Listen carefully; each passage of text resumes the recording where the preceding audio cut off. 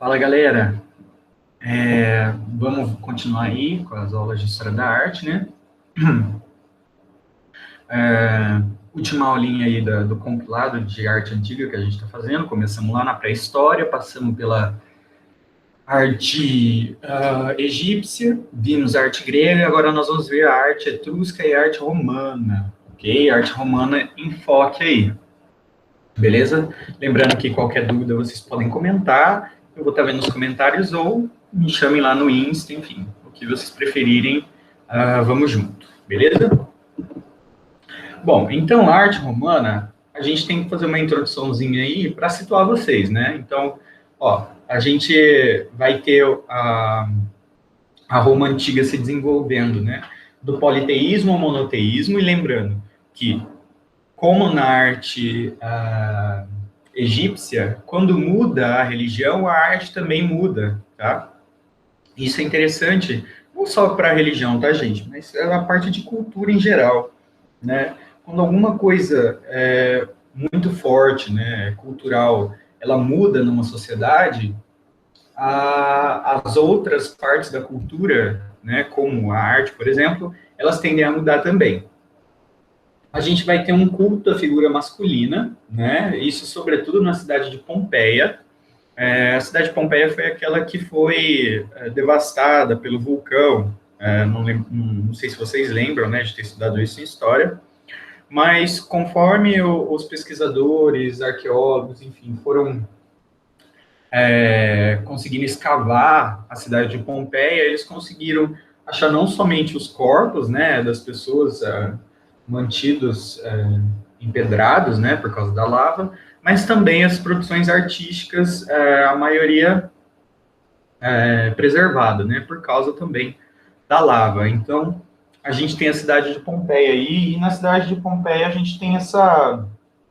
Eu lembro que a minha professora de História da Arte, a Joyce, ela brincava, falava da Roma promíscua, né? A gente, na época que Pompeia ainda estava sem ser devastada pelo vulcão, a gente tem a Roma politeísta, né? Então, a Roma politeísta ela é muito promíscua.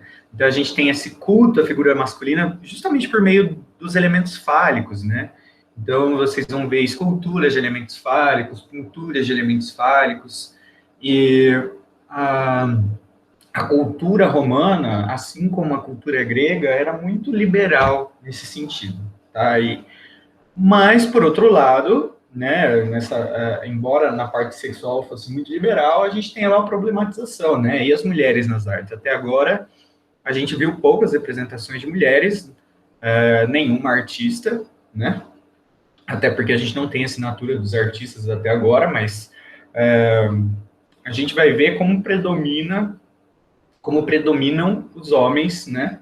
E como esse culto à figura masculina, ele se segue durante a história da arte. E quando a gente vai fazer o culto à figura feminina, normalmente é por meio da sexualização da figura feminina.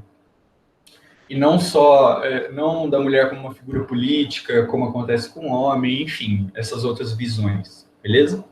Então, é só uma questão para a gente pontuar criticamente também a história da arte, tá? A gente vai ter manutenção das características da cultura helênica, lembrando, cultura helênica é cultura grega, né? Helênica é sinônimo de grego. Então, a gente vai ter a manutenção das características. Por quê? A Roma antiga vai se basear ali na Grécia, inclusive vai ocupar, né, todo o território da Europa ali, e inclusive a Grécia, né? Então, assim, muito da cultura grega, o politeísmo grego, a cultura, a arte grega, a forma de fazer teatro, dança, as Olimpíadas, tudo isso vai ser mantido pelos romanos, tá? E com essa fusão entre cultura grega e cultura romana, né, as coisas novas da cultura romana, a gente vai construir um ideal de que nós, do Ocidente, chamamos de cultura clássica ou cultura greco-romana.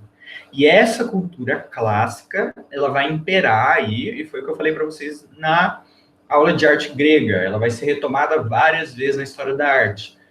Por exemplo, no Renascimento e no Neoclassicismo, tá? Logicamente, por causa da ocupação do terreno grego, né, a gente vai ter cópia da arte grega, né? Cópia da arte grega por quê? Os romanos vão chegar ali na Grécia, vão tomar a Grécia Antiga, e eles vão se deparar com essa arte grega, que lá, a gente viu na última aula, tinha uma função de idealização do corpo humano, sobretudo, né? Sobretudo no período helenístico, lembram? E agora na arte grega, na arte romana, perdão, a gente vai ter esses artistas romanos copiando escultura, copiando pintura, copiando arquitetura da arte grega, mas a gente vai ter essa perda da função, justamente porque é cópia. Se a gente copia, a gente não está idealizando, a gente só está copiando mesmo, tá? Então a gente vai ter essa relação aí, tanto a construção do ideal da cultura clássica, quanto a cópia da arte grega. A gente vai ter uma característica muito importante na arte romana de urbanização, ou seja, elementos artísticos, arquitetônicos sendo utilizados, tá, para funções urbanísticas, beleza? É a arte tendo uma função material ali para o homem. Onde que a gente pode ver isso? A gente pode ver nos cardos e decumanos, que fazem a organização espacial das cidades, como vocês podem ver aí na foto, ó. Isso aqui é uma típica cidade romana, tá? Então a gente vai ter, ó, os decumanos, que é essa rua aqui, na horizontal, e a gente vai ter os cardos, que atravessam na vertical, tá vendo? A gente tem o fórum no centro da cidade, além disso a gente vai ter templos, basílicas, né? As termas, a cúria, o teatro e o anfiteatro e os domos, são os mais importantes. Lembrando que mais avançando, né, já lá no Império Romano, a gente vai ter a construção de muralhas nas cidades gregas por causa da invasão que a Europa começa a passar e que vai ser característica da Idade Média, certo? Além dos cardos e decumanos, então eu já falei, né, a gente vai ter o fórum como centro da vida pública e a basílica, que não é uma igreja, tá? É a basílica que vai funcionar como o Senado romano. Outra coisa que a gente vai ter, aquedutos, tá? Aquedutos que vão ser construídos com a técnica de arco pleno. Gente, aqueduto é justamente para levar água, tá? Então, é o sistema de transporte de água que os romanos construíram, beleza? E a técnica de arco pleno é uma grande novidade na arte, tá? Porque até agora a gente construía qualquer coisa na arquitetura, a gente construía com que técnica? O arquitrave, lembra? As duas colunas e uma pedra em cima. Só que os romanos vão aprender com os etruscos uma coisinha que chama arco pleno. Então, olha só, arco pleno é uma conquista para os romanos, porque com o seu uso, a gente tem a possibilidade de ampliar o vão entre uma coluna e outra, criando amplos espaços internos. Então, o que é o arco pleno? O arco pleno é isso aqui, ó. A gente coloca um monte de bloco em cima um do outro, mas a gente constrói um arco com esses blocos, tá? E esses blocos empilhados dessa forma, eles fazem com que a gente possa distanciar essa coluna dessa coluna aqui. Isso amplia o espaço interno. Amplia o espaço interno das construções arquitetônicas de uma forma geral, tá? Ah, mas não cai? Não, não cai. Isso vocês vão estudar na física, por causa de centro de gravidade, tá? Mas isso aqui é ideia etrusca e os romanos vão pegar e vão utilizar em toda a sua arquitetura, tá? Isso é o mais importante da arquitetura romana, beleza? Então, olha só aí, ó, os aquedutos, uma fotinha. Está preservado até hoje, tá? Então, a água, ela passa por aqui e passa por aqui, tá bom? E aí vocês estão vendo, ó, uma coluna, a outra coluna e o arco pleno. O arco pleno e outra coluna, o arco pleno e outra coluna, tá bom? Então, os aquedutos também são construídos com a técnica de arco pleno. Aí, ó, mais uma vez, a água passando aqui, como vocês podem ver, e a técnica de arco pleno, tanto em cima quanto embaixo. Arquitetura, vamos falar. Nós vamos falar de templo, então. O templo, ele vai ser feito como? Com um cruzamento de vários arcos plenos. Então, é como se eu pegasse uma coluna, outra coluna, e fizesse um arco pleno. Quer ver? Eu vou tentar desenhar aqui para vocês, para ver se fica fácil de vocês entenderem. Então, ó, eles vão pegar uma coluna, outra coluna, e eles vão fazer um arco pleno. Esse é o primeiro. Lá atrás vai ter uma coluna, outro arco pleno. Isso até fechar. Depois eles começam a cruzar os arcos plenos de uma coluna e outra. E isso vai formar o quê? Uma cúpula. Uma cúpula que também é chamada de abóbada. Estão vendo? Aqui seria o centro. Não sei se dá para entender muito bem, mas acho que vai ficar fácil com a foto. Ó, então, a gente vai ter o cruzamento de vários arcos plenos e formação de uma cúpula ou abóbada, que é o caso do Panteão de Roma. Então, dá uma olhada. Essa frente aqui, a gente já conhece mais ou menos, que parece o pattern lá da Acrópole de Atenas, né? Então, a gente tem esse fronte aqui em triângulo, o número de colunas, é tudo proporcional, segue a regra de proporção áurea, porque os romanos copiaram a arte grega, tá certo? Lá atrás, a gente tem a cúpula ou a abóbada do panteão. E eu vou tentar mostrar aí, ó. Ela de dentro, ok? Lá é uma foto de fora, aqui é uma foto de dentro. Então, o que a gente tem? A gente tem, ó, deixa eu apagar aqui, pegar o laser, a gente tem, ó, várias colunas, estão vendo? Várias colunas dentro. Todas elas têm arco pleno entre si, mas essa coluna faz um arco pleno com essa coluna aqui, e elas vão se riscando e vão se encontrando, vocês estão entendendo? E essa daqui vem para trás. E essa daqui vai e cruza para lá, entenderam? O cruzamento cria essa parte de cima aqui do templo, do panteão, que a gente chama de cúpula ou abóbada, tá? E fica esse furo aqui mesmo, que é o encontro dos arcos plenos, tá bom? É a entrada de luz natural do panteão. Olha só de cima que legal, dá para ver bem melhor. Então, aqui é a fronte, né, a entrada. Como vocês podem ver, gente, o círculo também tem proporção? Tem equilíbrio, tem harmonia, tem tudo. Isso faz parte da cultura greco-romana ou clássica, tá? Esse equilíbrio, busca de proporção, enfim. Como vocês podem ver, ó, são vários arcos plenos cruzando entre si. Eles atravessam, tá vendo? Eles atravessam. E aqui no meio, em volta do buraco que se forma, tá todo o centro de gravidade das colunas que sustentam esses arcos plenos, tá bom? O que mais que a gente tem? A gente vai ter teatros e anfiteatros. Cópia dos gregos também. O mais famoso é o Anfiteatro Flávio, tá? Esse é o nome oficial, e a gente chama de Coliseu, mas chama Anfiteatro Flávio, tá bom? A gente vai ter mistura de todos os tipos de capitel, esculturas de deuses e elevadores subterrâneos. Então, lembra dos tipos de capitel? A gente tinha o dórico, o coríntio, e a gente tinha o jônico, lembra?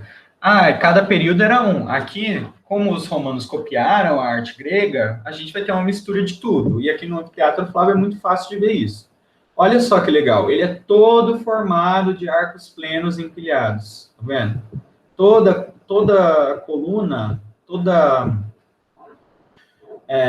volta que dá, todo andar que dá, é um conjunto de arcos plenos, tá vendo? Então, aí, ó, lá dentro dele, estão vendo? Aqui tem elevadores subterrâneos, passagens subterrâneas também. Aqui é a apresentação de shows, corridas.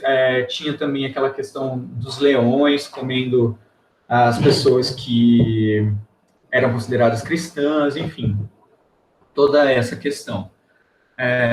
Tem a política do pão e do circo. Isso aí vocês têm que lembrar da história, tá? Além disso, a gente tem os circos máximos, que vão ser praças de corrida de bigas. Então, olha só como que era. Ele era todo assim, de novo, gente, ó, tudo em arco pleno, tudo em arco pleno. É uma praça de corrida, hoje tá assim. Não sobrou muito, tá? Mas isso aqui é uma biga. Lembra no Hércules aparece também. Então, a gente tem as corridas disso aqui, a pessoa em cima da biga e o cavalinho puxando. A gente vai ter também as termas romanas, e a gente tem que lembrar de uma terma mais importante, que é a de Caracalla.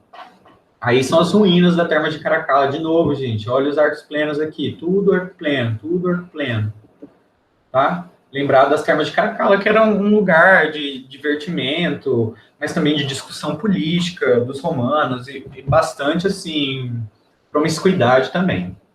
Aí, mais uma vez, as termas de Caracalla, as ruínas das termas de Caracalla.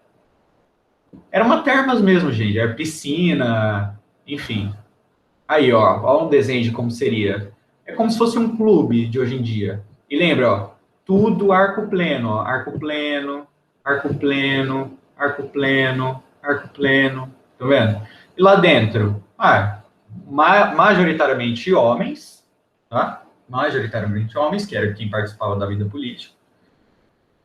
Esculturas de deuses e figuras políticas importantes, ou também por exemplo, senadores, imperadores na época do Império, enfim. Mas essa é basicamente a arquitetura da arte romana. E na escultura? Bom, a escultura vai servir para quê? Divulgação do Império.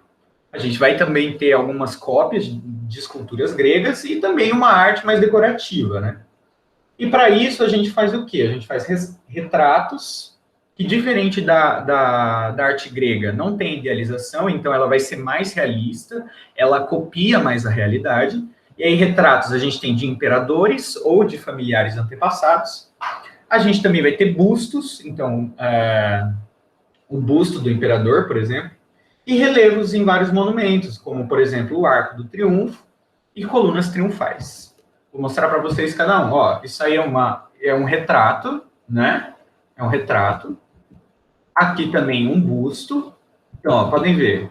É bem realista, né? A anatomia é bastante realista. A gente sabe que esse homem foi retratado muito provavelmente idoso, né? A gente vê as rugas, mas na arte grega não tem isso, hein?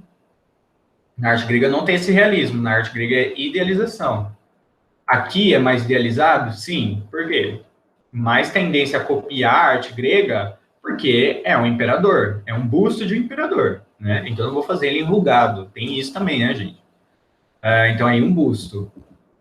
Aí, a escultura de um imperador, estão vendo? É bem mais parecido com o período helenístico dos gregos do que, por exemplo, o período arcaico ou mais próximo da arte egípcia. Não, tem movimento, certo? Tem movimento, tem relevo na roupa, tem características, muitos detalhes do tecido da roupa, tá certo? E tem também a parte do imperador sendo considerado uma figura mítica, endeusada, porque a gente tem um querubinzinho aqui, um anjinho aqui, tá?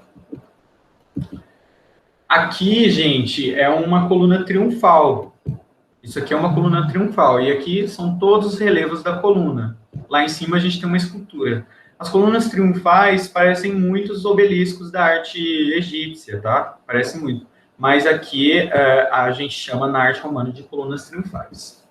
Serve a mesma coisa, para marcar locais importantes, contar histórias de batalhas vencidas, é mais ou menos essa pegada. Então, olha só os relevos que detalhistas, estão vendo? Vem desde aqui de baixo e vai até lá em cima contando a história. E aqui eu aproximei para vocês verem. E aqui é uma escultura de um arco do triunfo, né? Para vocês verem como que tem nos arcos, aqueles arcos que eles fazem, arcos plenos também, em comemoração à vitória de uma batalha, eles fazem esculturas também em relevo nesses arcos para representar as vitórias em batalha, enfim. Aí, mais uma vez, uma escultura em relevo num arco pleno, num arco do triunfo, perdão. Gente, lembrando que aquele arco do triunfo de Paris não é romano, hein?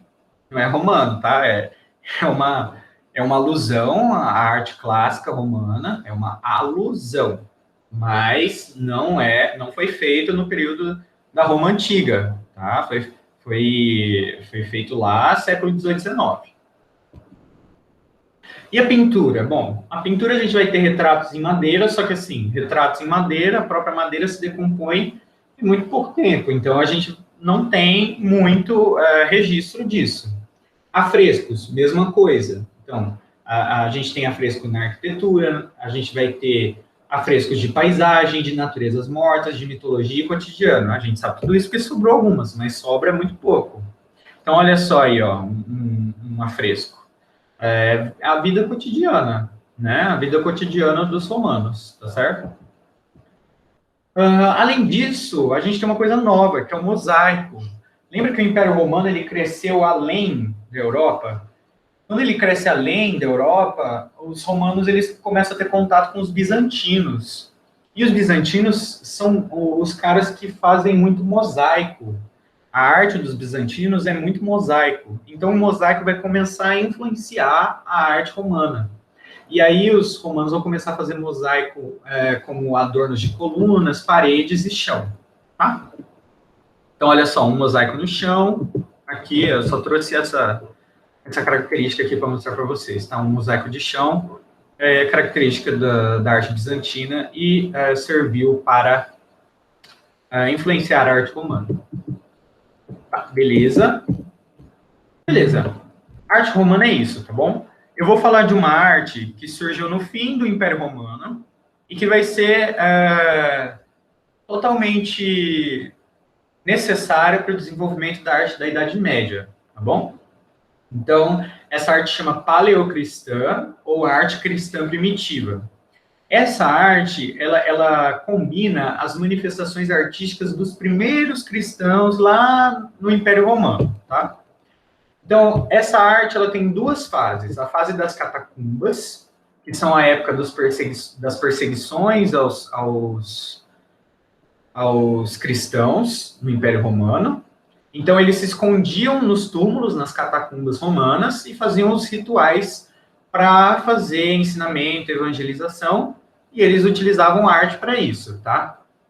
Então, eles vão fazer muito afresco, e os símbolos que eles vão utilizar, justamente porque eles estão sendo perseguidos, é o Cristo sendo um cordeiro, e a cruz como proteção e representação, tá? E isso ainda é utilizado na Igreja Católica ainda hoje, tá? Então, olha só aí, um afresco para vocês verem, tá? De ensinamento religioso cristão, dessa fase das catacumbas. Aí é um mosaico. Olha só que legal. A gente vai ter mosaico também na arte paleocristã. A arte bizantina influenciando também essa arte cristã primitiva, tá?